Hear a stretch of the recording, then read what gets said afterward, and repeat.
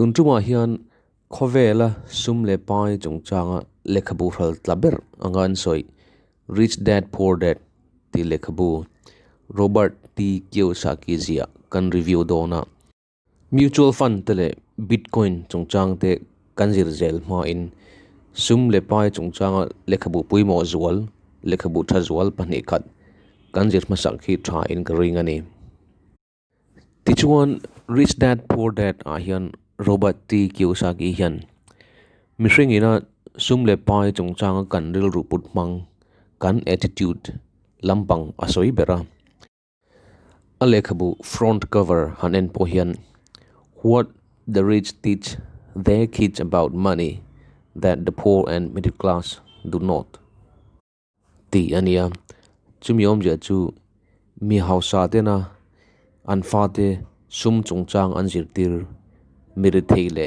middle class te na anjirtir velo ti ne ta ne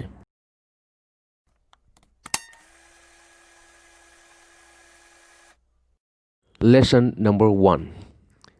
The rich don't work for money. Mi hausa te hian sum hunan nan thoklo. Ati top mai ni. The poor and middle class work for money.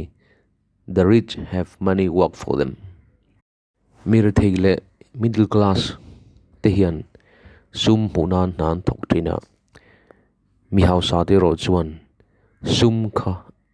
anmanitan nan thotir vethungani atiani.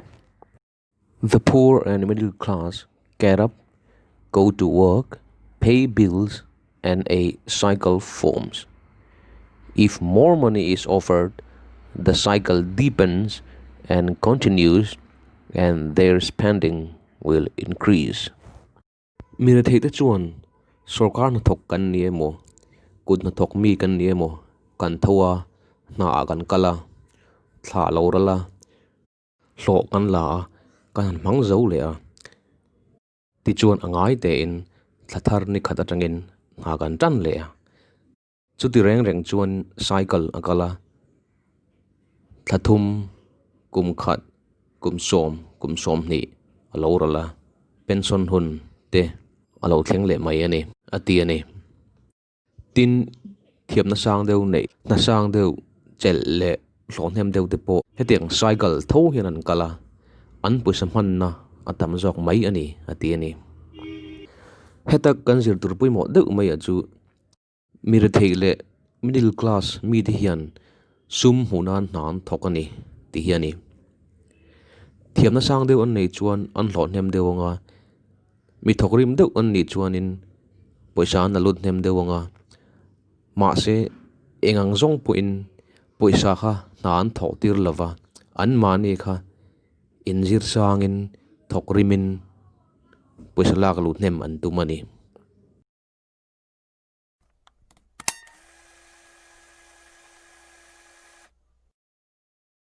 Lesson number 2. Why teach financial literacy? It's not how much money you make, it's how much money you keep. Engzat nge kan lak lu ti lampang ain engzat nge keima ni tan kanin da ti lam zo kania.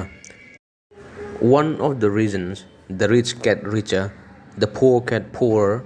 and the middle class struggles in debt is that the subject of money is taught at home, not in school. Mi ho saltean hausa zual zela mirathite under his zual zela tin middle class miten leiban ina an khosak chunjom zel na chan ber pakhat po sum chungchang hi sikul le college a omjane deu in Zirtirna lovin ina chau kan in Zirtir thinwang ani atiani. Most of us learn about money from our parents. So what can poor parents tell their child about money? They simply say, stay in school and study hard. Atam zok ki chuan nu le pa tang ta chawin sum chungchang kan zirani atia. Ti chuan nu le pa ra thei ve tho tena an fa te sum chungchang an zir dir thei om chuna chu tai ma de wale khazir ani ati. The child may graduate with excellent grades, but with a poor person's financial programming and mindset. Sadly, Money is not taught in schools. Schools focus on scholastic and professional skills, but not on financial skills. This explains how smart bankers, doctors, and accountants who earn excellent grades may struggle financially all of their lives. Mi in sikul le college a mark tha tak tak mo in pass na sang tak taka an lo pass mai theia ma se sum chung changa ero chuan an thluak kha mir thi thluak an la nei reng thi thawani ati ni hei wang tak hian I en sikul le college kal laia mi thiam thi ber ber te tuna bankers te doctor te le accountant lo ni ta te po hian suma harsat na anani chunzom fo thei ani ati ani. Our staggering national debt is due in large part to highly educated politicians and government officials making financial decisions with little or no training in the subject of money. Arampum huap ang zong po ba kan nga na chan pakhat po. Kan politician le ka thiam te le sorkara mi pui mo te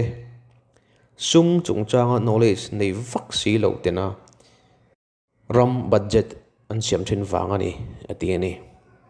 hi adik thi view na pakhat example kan pek du ve mai mai achu life insurance chungchang hi lo en ta ila sorkar hian life insurance hi atangkai zia le apoi mo zia ria in sorkara angera thok zong zong te tan hian term life insurance atlem bera noi somnga cover hi compulsory ani lo pon lei ngei turin education tal pe chalo nita se life insurance cover noi somnga lei tur chuanin kum khata premium sang rukvel kan lo pe ka nga enga chu chu thlakata cheng zanga vel lek alo nia nakina vandoi thil thuwa pa ber asol khan thok ber kha alo boral palpon noi somnga kha anchung ten anan la thenga om se nei dewan noi somnga kha anan man chun jom chuan kha chung ko tan chuan in chom na tham lo ni don ani chutia chung ko tin an lo in to del ta ka chuan ram in to del ram hausa kan lo ni mai don ani hi sorkar na thok example ka pe a sorkar na thok lo tan pon nei taka sum lak lu le mandan kong zirtir tur chu atam mai don ani ti chuan rich dad poor dad a hian Robert T Kiyosaki hian asset le liability hi war takin ron soya asoidana chuan an asset puts money in your pocket like stocks bond and investment. A liability, on the other hand, takes money out of your pocket, like mortgages, loans, and credit card debts. Asset kan ti chu